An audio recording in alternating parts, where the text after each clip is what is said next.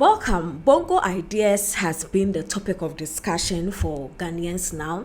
If you are using Telecel and you are using MTN, you might not have a bit of information like those using Airtel Tigo here in Ghana, because I think that so far that is the most reliable network. Yes. And Bongo Ideas some days ago, his niece came out to say that he's been picked up, whether by the police or whoever, we cannot tell. But according to her, it was men in police uniform that allegedly picked Bongo Idea up. Now, Bongo Idea is back home, but the conversation now is a bit cumbersome because the police has issued a statement saying that they didn't have the guy in custody anywhere. Same as the national intelligence also saying that they have not picked this guy up. So to me, first of all, I want to say that if it indeed it happened, because a part of me doesn't believe this story, because we know this guy is always trying to make it look like his life is in danger here in Ghana and he wants to go to the US. So a part of me feels like this could possibly be a ploy by the guy just to make it look like there is a real danger in Ghana here for him, and he wants to escape because he doesn't even want to recognize the fact that he's part of the problems here in Ghana. He's one of the dangerous people online in Ghana, but he could possibly create all of this just to, but I also don't want to rule out the possibility that it could be that exactly what that has been said also happened. And to me, that is a very scary thing. No matter what he said to whom, I feel that is why our justice system is there. That is why the law court is there. And for a country that prides itself with democracy, it will be very scary that somebody will say something about somebody and the person will feel like, I am above the law so much that I won't take you to court, but I can wear a police uniform, or because I wear a police uniform, I can come and pick you up at 2 a.m. That is a dangerous threat to our democracy here in this country. If somebody says something to you that you do not agree, the best thing, take the person to court. But if it's defamation, take them through the process. Let's know that there is law being upheld here in this country. But to think that somebody can just wear you, because mind you, the uniform is supposed to be protecting us, not to be causing panic and fear, and then while they don't agree with you, they take the laws into their own hands. So I am hoping that whatever the situation is, whether it's the truth, it's a lie, it wasn't real policemen that picked him up, it was fake, the whole thing didn't happen, whatever it is, there should be a thorough investigation going into this thing, just so the institutions can clear their names, and also just so they can assure Ghanaians that yes, this thing either happened or it didn't, and then this was what actually ensued. Because it will be very dangerous that you live in your own country and then somebody can pick you up at 2 a.m. in your own country, and then we cannot be traced, the police cannot trace you, whoever, special intelligence cannot trace you. That will be a very dangerous situation. So I also just want to say that it doesn't excuse whatever the boy is doing online. The boy is not a journalist, or he could be a journalist, but other things he does aside the journalism is pure cyberbullying. Whatever he went to tell the First Lady of Ghana and some of the things he's been saying to artists and people, it's not journalism. It is pure cyberbullying. He's actually a very mean person that needs to be dealt with, but he has to be dealt with the right way. And we also have to be cognizant of the way we behave. Whatever we say, we have to also know that there is a recipient at the other end. And to me, I've resolved that people that I talk about, that I know that deep down they are not happy, or they don't see it what I say as, oh, she's also just working, and they take it personal, I will personally just stop talking about them, because people really feel they are the other side of the thing. Maybe I will say a thing and say, oh, I'm just saying it, but they are the receiving end, and they might not decipher it as light as I might think I'm saying it. So we just all have to be cognizant of what we are doing and how we treat people on this platform. Nonetheless, talking about Twitter and platform and what people do, Oxlade has finally spoken about the sex tape scandal that hit some years back. And to him, when the sex tape came out, it was a big relief for him, because in as much as people thought it was going to be problematic for him, to him, it was one of his burdens lifted off, because it was like prior to the sex tape, he was being blackmailed with that sex tape even before he entered the limelight.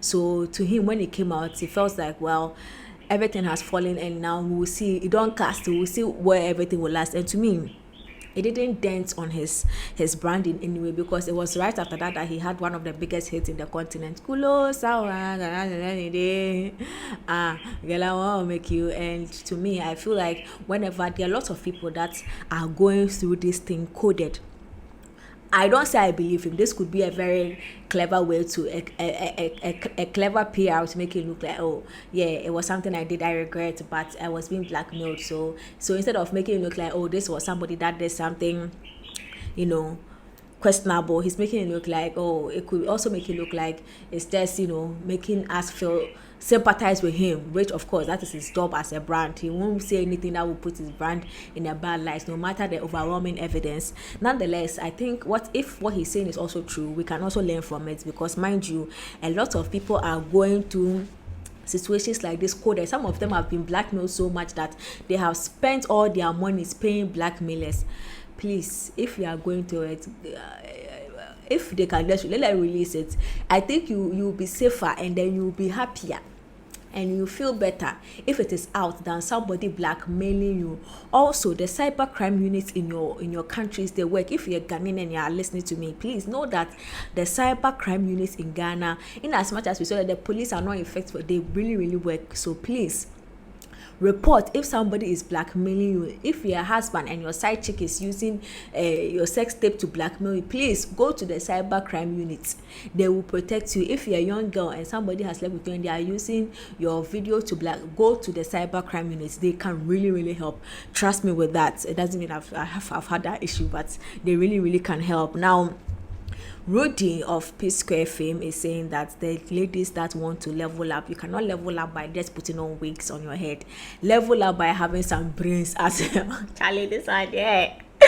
Not short, but sometimes, yeah, you as a lady, even me as a lady, I meet certain ladies or I see certain ladies speak online, or they look a certain way. When you actually see them and they speak, you realize that the leveling up that they've leveled up, it's all about the looks and the wig and the things. Like, they invest so much in how they look, they forget what is actually in them and what will actually sustain relationships. Like, ladies are so bent on looking good to attract that they are not bent on, you know, building their inner self to actually keep somebody. And some ladies are yes, we have very intelligent ladies. I mean, most women are intelligent, but some, the ones you see online that look all plush, or some of them, my goodness, if you want to level up with what is in, but the outside, as long as you are leveling up outside, level up inside, because sometimes it's not. Now, Vybz Kartel sentence for murder has been returned, and it was after he was convicted for allegedly murdering Clive Williams in 2014, and now it has been overturned after. This is like 10 years, and to me, I feel like this is a win for him, and his fans are happy. I know some artists here in Ghana that actually really like him, that are all happy, and I'm happy for him. And whatever it is, Charlie, once you know the truth, keep pursuing, because at some point the truth will out. So Vybz Kartel, this is a big deal for the reggae dancehall fraternity and the culture of dancehall, and a lot of people are happy. So big shout out to Vybz Kartel. And then there was a beautiful performance by Black Sherif in Austin, and of course, you know, Black Sherif, he does his thing. Like, at least if you won't remember anything, you remember his outfit. So big shout out to Black Sherif, who is making things happen in times like this. Now, listen, Tiwa Savage has a project out with this guy, Odum Black. The project is called 100 Million. It is a drill song, and I'm going to say this as plain as I can. I think the Odum guy, he has to spend time on his rap thing if he really wants to rap and make it look like, oh, Nigeria has a rap talent, but so far not good. Like, when I look at his rap skills, I'm like, Nigeria, if this is the rapper you guys are using to do braggadocios, then you people are lost in this system.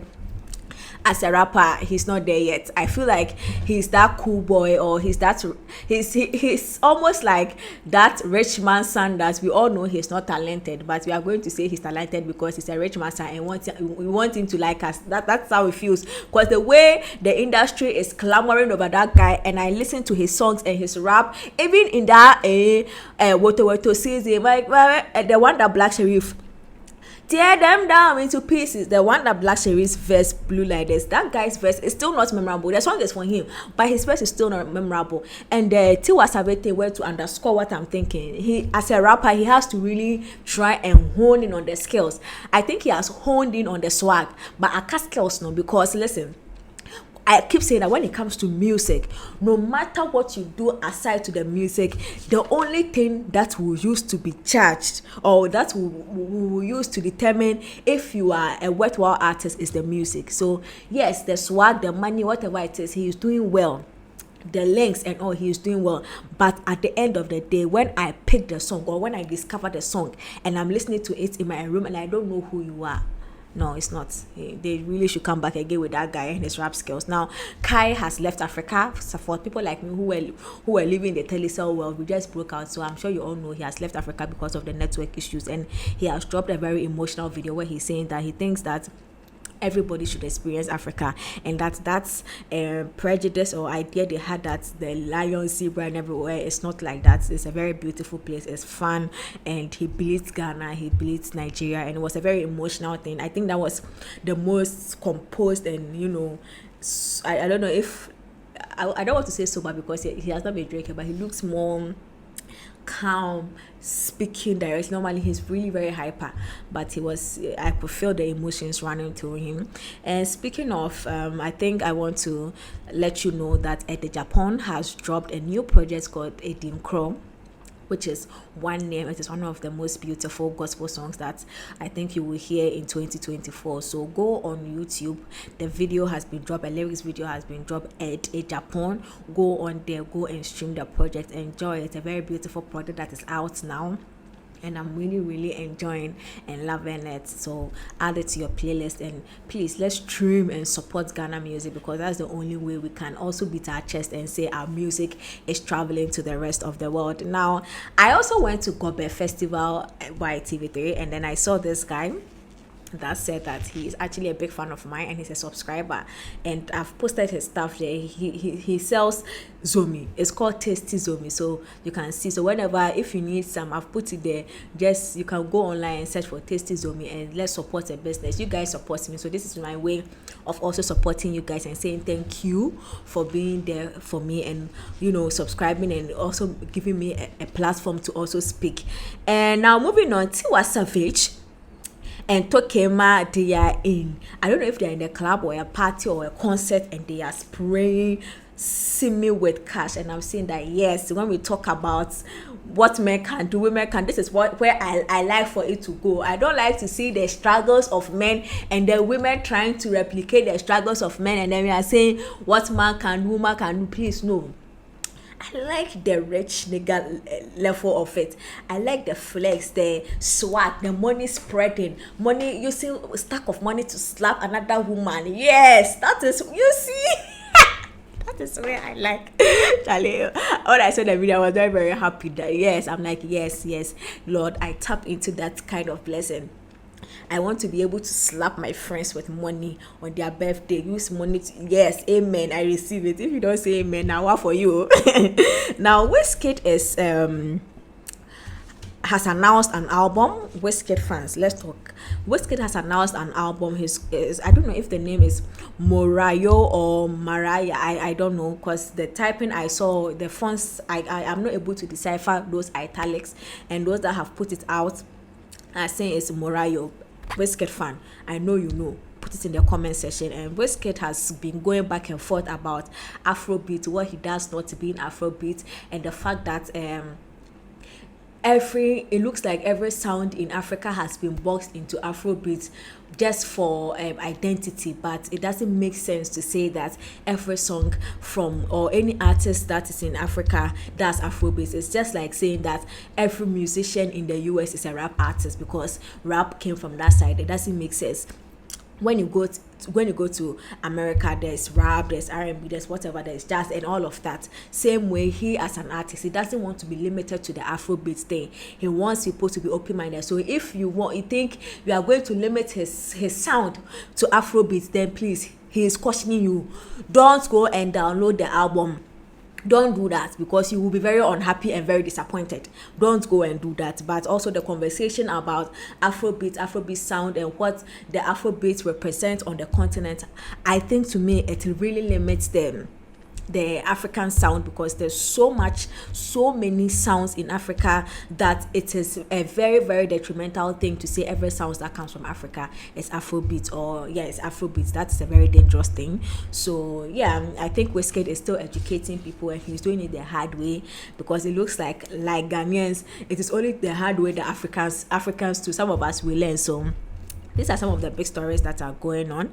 Please do subscribe to the channel, press the bell icon, and if there's anything you have to do, do it now. Hasloja.